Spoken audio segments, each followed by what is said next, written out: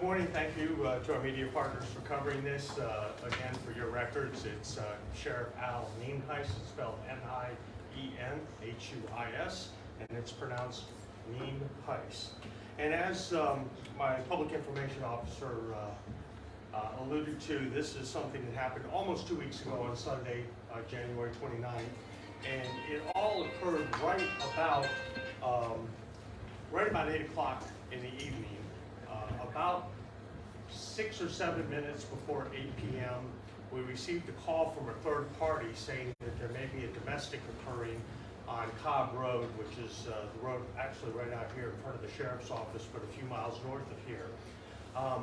Over the next several minutes, over the next minute or two, a call was generated, and there was some information that we received that there may have been a separate domestic either earlier in the day or within the previous couple days prior to that, but of course we had no record of that. We were not called on that particular issue, but this third party caller was relaying that there may be a domestic going on. And it was involving a gentleman, Mr. Lemaster. About 7:55, maybe even closer to 7:56 p.m., we received another call from our victim, and the person and I actually listened to a little bit of that call prior to the press conference today, and that victim was extremely hysterical. There was some discussion of some alcohol involved. Very, very difficult to understand what was going on. The call taker did a great job over the next minute or two trying to figure out that there was some sort of either verbal or physical domestic going on, and the victim was trying to tell us what was going on, but was hyperventilating, hysterical, and as we said, there was some alcohol involved. We actually generated a call for service about that same time, about 5 minutes to 8 o'clock, and at about 3 minutes to 8 o'clock, the victim was stating that she was holding Lemaster down, who was our suspect in this case. He is, here's a photograph of him. He's Tracy Allen Lemaster. He's a white male. He was born June 11th of 1962. And we got information that there may be a gun involved. Again, very hard to figure out exactly what was going on, and that all occurred about 5 or 6 minutes before 8 o'clock. Again, 3 minutes to 8 o'clock, the victim said that she was holding Lemaster down, and that she was had a hold of his hands, and there was a gun in his hands, but she was saying that she was holding him down. Again, caller confirmed that both of them were consuming alcohol, and the call gets disconnected. Of course, at this point, now that we know that a gun is involved, the deputies respond lights and siren and get there within about 4 or 5 minutes of the call. At 8 o'clock, Lemaster is again in possession of the firearm. We get another call, 911 call from the victim, stating he has the gun, and it sounds like the victim is pleading to give her rather the gun. Deputies are heard in the background instructing Lemaster over this 911 call to drop the gun numerous times, and we'll have some audio of that at the end of this video. Lemaster obviously refuses to comply and is heard at least 5 times in that call, just shoot me, just shoot me. Victim continues pleading with him to give her the gun. At 8:01, the second and third deputy arrives, and a patrol vehicle, which is the video we're going to see, is positioned in such a way that the dash camera records a wide view of what occurred. Lemaster at 8:01 refuses to put the gun down, and as we'll see from the video, and I'm going to tell you on this particular video, we kind of show you the whole video, and then we take a little part of it, we crop it out, and we play it over again about 3 or 4 times to kind of show you the Florida movement that was made with the gun. Of course, it's out in a fairly remote area of the county, and it's very dark other than the headlights from the cruisers lighting the area up. But it does appear that he points the weapon at one of the deputies. Shots are fired by the deputies, and of course, They are on the ground, Lemaster and the victim are on the ground wrestling, and both Lemaster and this victim get shot. Deputies, of course, request emergency medical assistance immediately. They move in, render life-saving measures. I was told, and I haven't confirmed this, but I was told at least one tourniquet was applied to one of the individuals on the scene, either the victim or the suspect. And of course, over the next several hours, an investigation took place, which included deputies from the Hernando County Sheriff's Office, our forensic team, Florida Department of Law Enforcement, and of course the State Attorney's Office. And it's obvious, I think, when you see the picture, when you see the video here, and when you see the video, I think you're going to realize that the deputies were put in a no-win situation, as they often are. We will make this available to you. And again, as I said, this video, after it goes through the full part, it is edited a little bit to give you a little bit closer view. Even the actual video itself has some graphics on it to draw your attention to the point of where the suspect and the victim are wrestling on the ground. He's actually on top, they're not really wrestling, he's on top of her.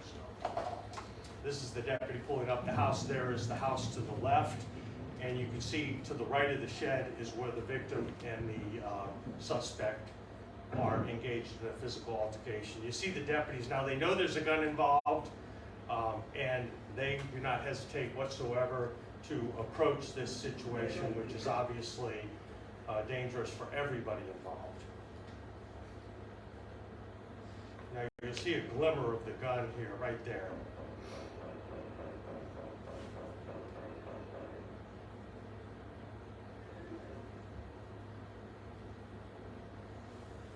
And here you can see the fluid movement of the gun there.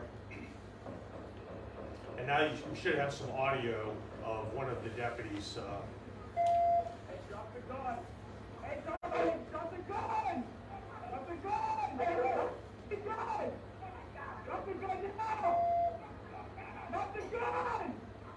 Drop the gun! Drop the gun!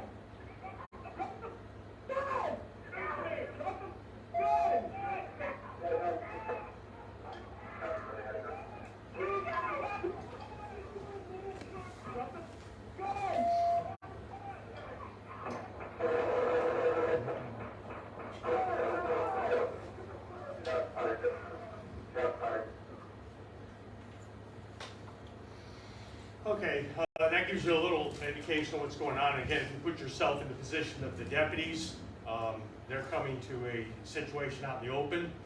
They know there's a gun involved, there's a victim and a suspect. They have a pretty good idea immediately what's going on. There is definitely a gun involved. The deputies not only know that coming up, they can see the gun.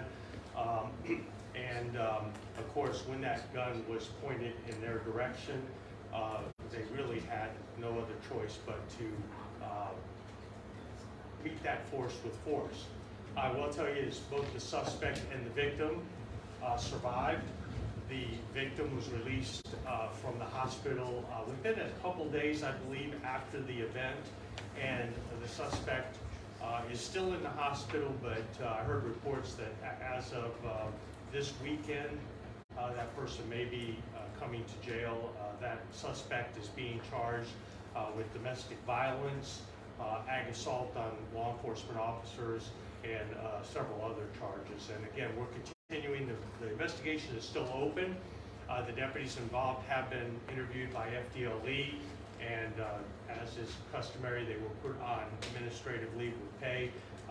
Within the last day or so, they have been put back to full duty based on getting their interviews accomplished and discussing with FDLE and the state attorney's office, seeing no concerns with the outcome of the investigation, or the shooting rather. So with that being said, I probably won't be able to answer a whole lot of questions because technically this is being run by FDLE, and we have been working with them closely along with the state attorney's office, but I might be able to answer a couple questions. Also, just for information, the deputies were in the neighborhood of about 25 to 35 feet away from the incident, so they were certainly close enough to be in danger, but they were still a little bit of ways away when the shots rang out. So Anybody have any questions that I'm not?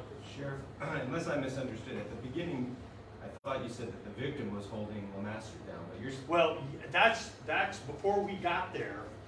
That's what was coming over, being relayed to us by the victim. So that occurred minutes, seconds before we actually arrived. By the time we arrived, the whole situation had reversed. Even though he had a gun, she was able to... She would, yeah, and again, I can't illustrate enough how difficult it was to communicate in this case. The victim was hired, even initially when the call first came in, and really I don't even know if there was an indication necessarily that anything physical was going on at that specific moment for the first minute or so. It was kind of hard to tell. She was obviously hyperventilating. She was very difficult to understand. My community relations manager / PIO and I were listening to it. She spent many years in the comm center, and even she was saying how difficult it was to determine exactly what was going on from the victim. But at some point in that conversation, she was saying she was holding him down, and there was a gun. And that's, of course, when things really ramp up for us.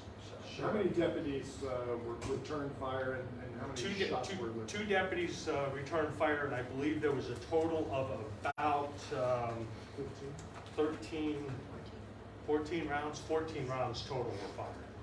Sheriff, are you able to just say definitively you believe that your deputies acted appropriately? Yeah, absolutely. I think they were given no other option given the set of circumstances that they were thrown into. And I think if the average person were to watch this video and put themselves in the position of the deputies running into an open field with a person who has said several times, shoot me, and there's obviously a gun involved. The person has apparently lost their will to live and then points the gun at you.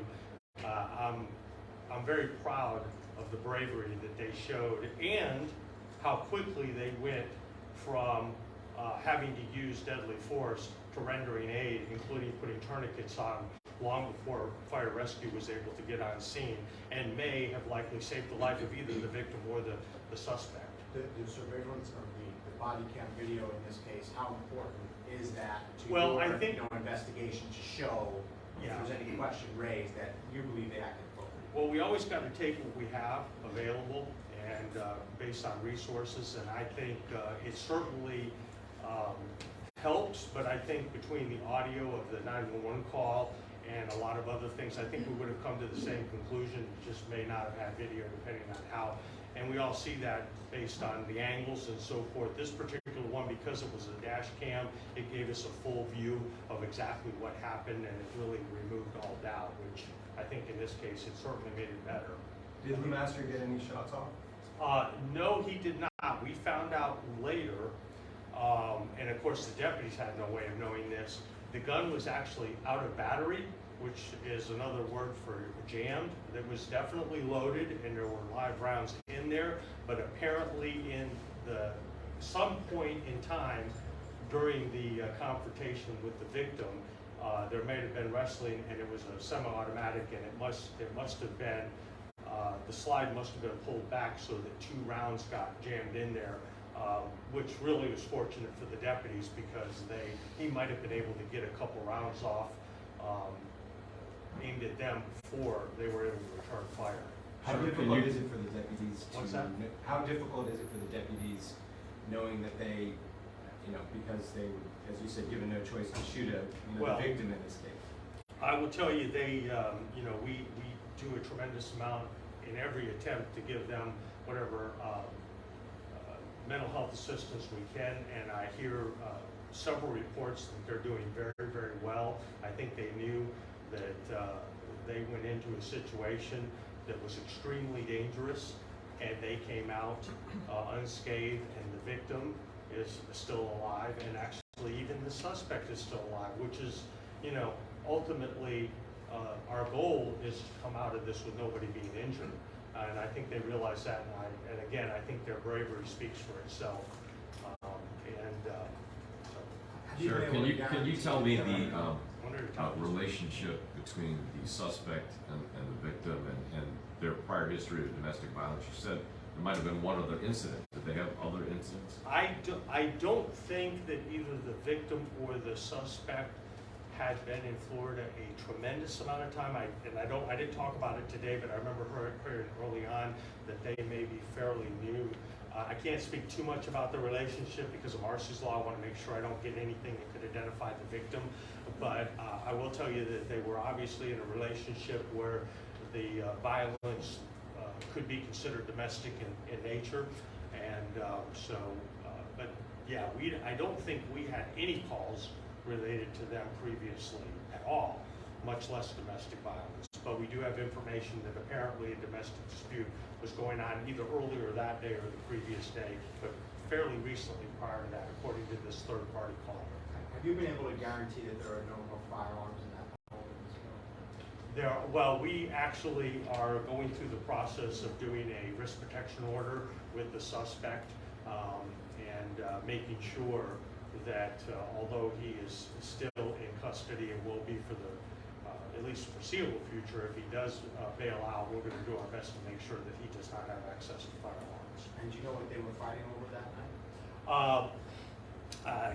I think that might give information about who the victim was, but suffice it to say it was a very typical domestic type argument.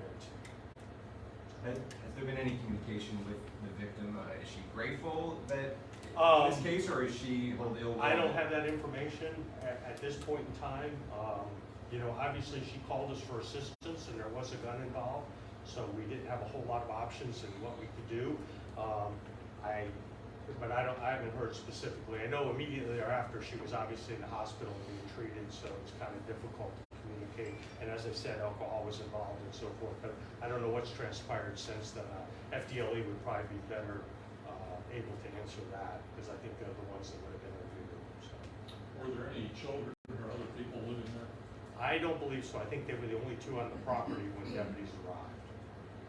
In your initial report, you said that the deputies were fired upon by the suspect. What caused that confusion? Yeah, and I'm glad you brought that up.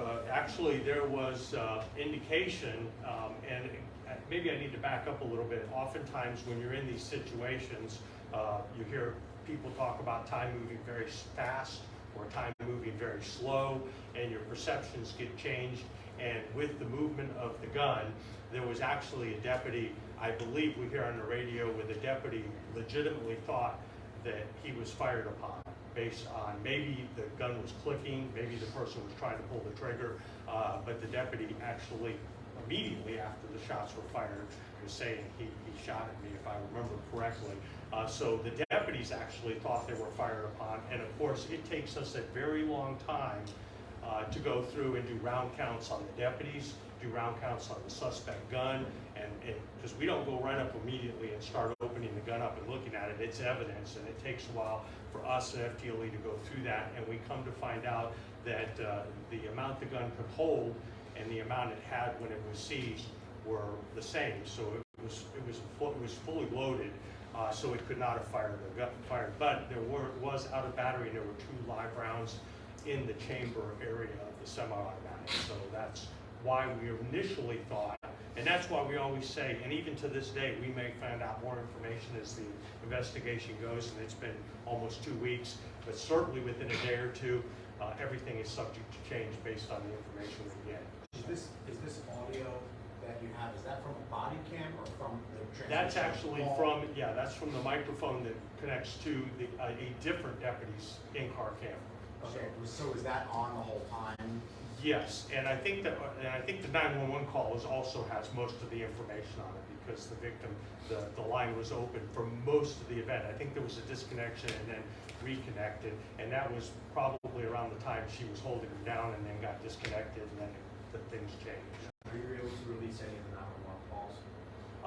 We're going to work on that. We would have to redact it, and we'd have to talk with FDLE and make sure, because again, it's their investigation. We talked with them about this, and I don't think they'd have a problem with that, but we're going to have to redact any identifiers on it that might identify the victim. So, any other questions? All right, thank you all very much for coming. Of course, our PIO is always available. If you have any follow-up, feel free to have your desk or your editors give us a call. All right, thank you all very much.